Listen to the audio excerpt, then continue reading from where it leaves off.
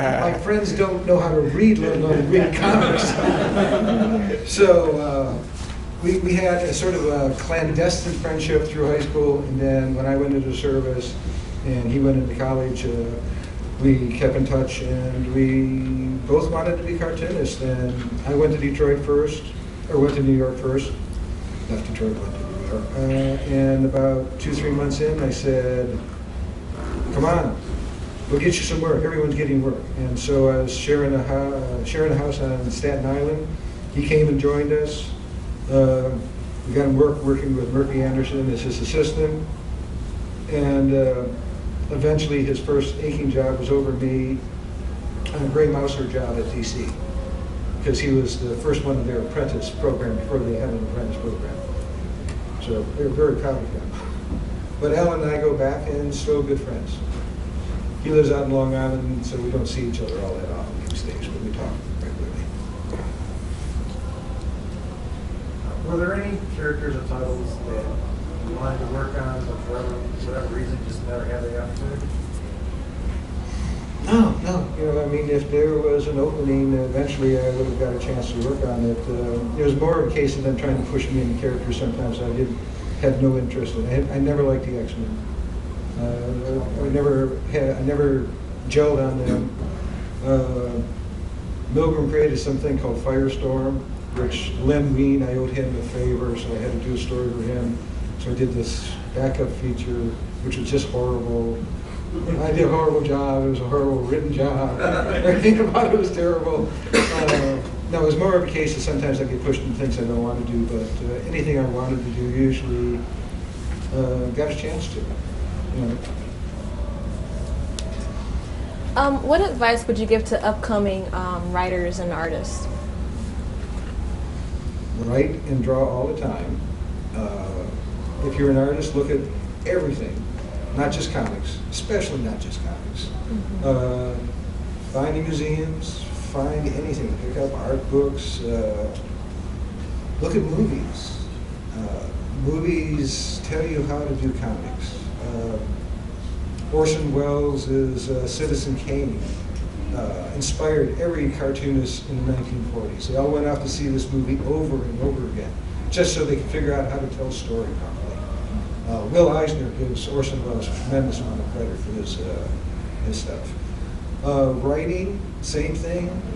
Write everything. Don't just write fiction. Write nonfiction. Write essays. Write letters to the editor. Just learn how to do your craft. Look what other people are doing. I got this Facebook page I've been, last few weeks, just been putting out political things we have having discussions on. And occasionally, most of the time, it's just little rants here and there. But there's this one guy, Terry Wu or somebody, who started contributing this week. Beautifully written paragraphs on it, just, you know, long essays and things. And I'm just going, wow, this is incredible watching this guy work. And just soak up. I mean, that's basically it. Work and soak it up. That great Mauser story you mentioned, that was the only story I remember you doing at DC back in those years. That was that one story. Did you do any other stuff back in those years? That's the only story I remember you doing for DC back then. It may have been the only one I did during the 70s. I later did some Superman stuff. But I don't think there was anything around that time. Carmine Infantino was the publisher at that time, and he didn't particularly like my work. And that was okay. I mean, I did some covers for them around that time too, as I recall. Later on, and maybe a little bit later on, but the Mouser was the first story, and then I didn't come back to him until I started inking my own stuff. And then I was doing mostly covers. And I think we did, well, I know why I came back, because Milgram was an editor up there then. Yeah, that was about the spell. That was about it for that. And back to your story, answer your question for a minute.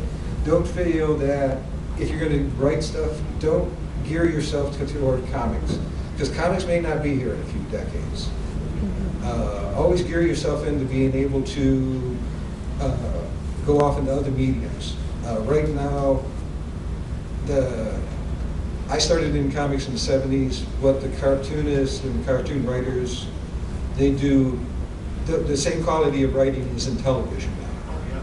And so, you know, you got to keep yourself flexible as to go to where the work is, basically, because the work is going to change with time. And these days, it seems like video game publishers are seeking out comic book writers left and right. Which Yeah, I seems mean, like- it's just a matter, myself, my goal is to always have as much control as I can, so I don't do a lot of that kind of work. Right. You know, that's why I've just drifted off into novels and going back into writing on that one and more too. So stay flexible when you want to go. Something you mentioned earlier, that you're comfortable now financially. And going off of what she said, what kind of financial future is there in the type of industry? Did you have what you would consider like a middle class life? Did you raise kids? Did you own your own house? Did you always buy a car? Or were times tough in the comic industry through your span where you didn't make? Doing it in comics, times got tough. I got lucky, and Steven Spielberg got interested in one of our novels and got Warner Brothers to buy it, the movie rights to it, for an exorbitant amount of money, which I'm still living off of. You know, so no, I didn't get rich on comics. I got comfortable on other things. I've owned a couple of houses, and I'm constantly driving around in the car, so yes. She's got a future. Yeah, you just have to play around, you know, and don't get divorced too often. That way you don't have to buy multiple houses. You're mentioning how Thanos was like dark set of feelings and sort of things, come from different parts. Is there still a Thanos germinating side of it, like an idea or characterization for some future idea? I'm taking a lot of the dark stuff and putting it in a breed currently. Breed sort of became the Thanos surrogate in its own way. Much more low level, not cosmic, you know. It's more down to earth, dealing with monsters and automobiles and escalators.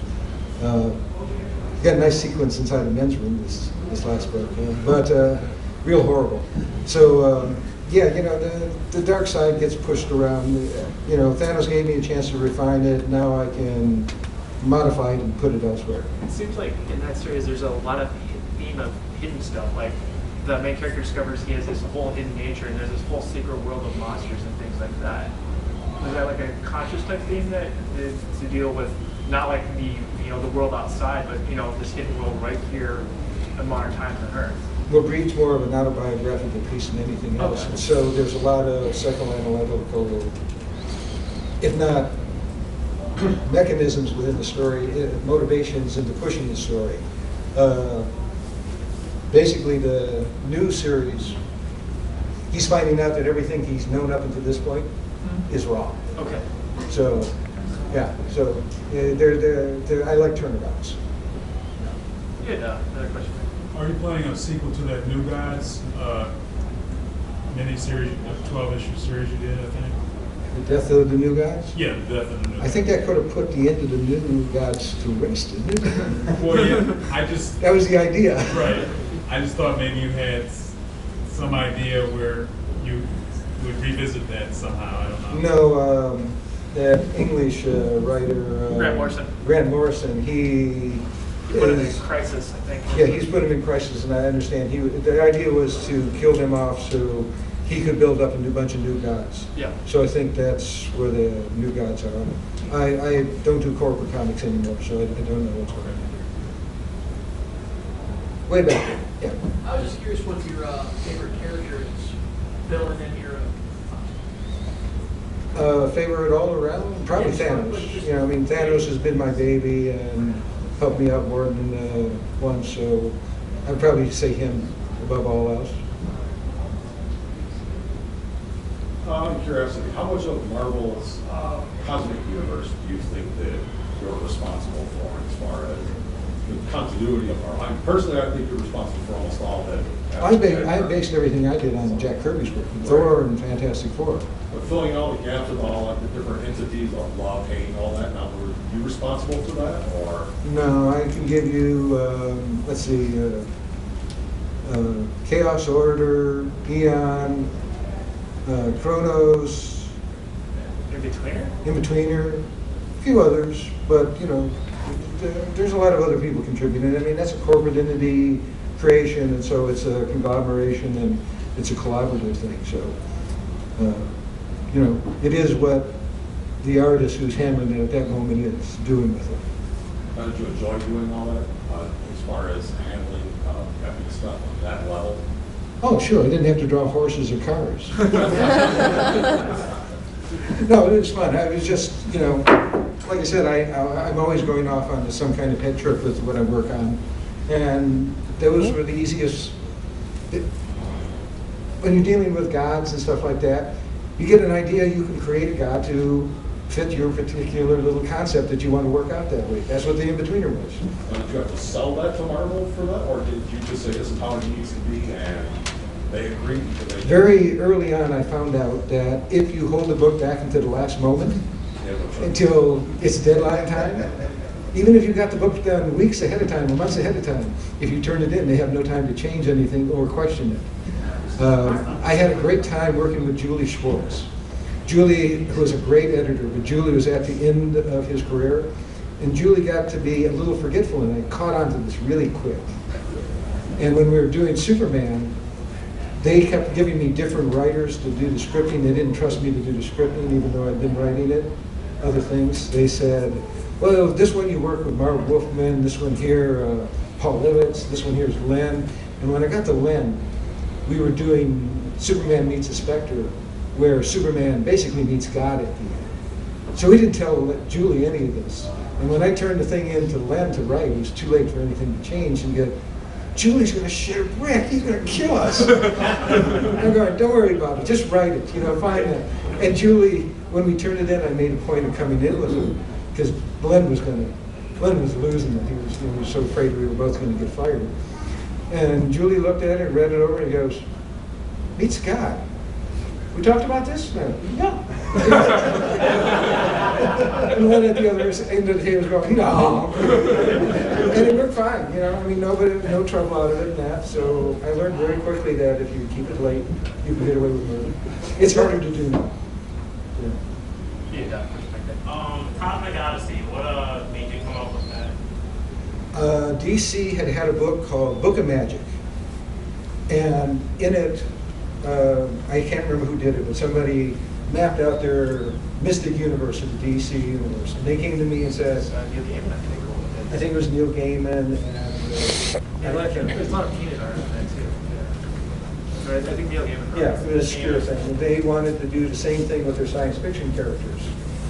And I started working on it, and the whole idea of mapping out the DC science fiction universe didn't really have a lot of appeal to me, so I sort of forgot about that and did this story.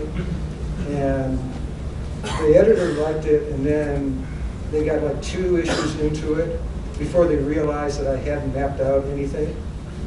And they said, you screwed us. You know, what are we going to do with this book here?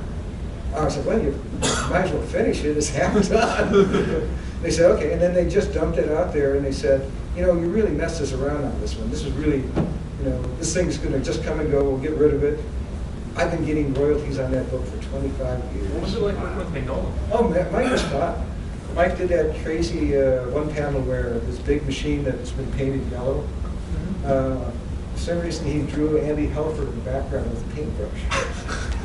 Andy had painted the thing yellow. You know, I mean, Mike was just fun. I've always enjoyed Mike. I knew Mike back when he wanted to be an inker, and watched Milgram talk about that. And so we still get along quite well when we see each other. We say, we've got to work together again. It's never going to happen. I know he's collaborating a lot with different people on Hellboy. I mean, I know he collaborates with Corbin. Would you ever be interested in drawing a Hellboy story that you wrote? I did draw one Hellboy story, but not that he wrote. Ron Marsh wrote. Okay. Yeah, if I got some time, that would be fun. We had actually talked about that in the past year. I don't know if it's ever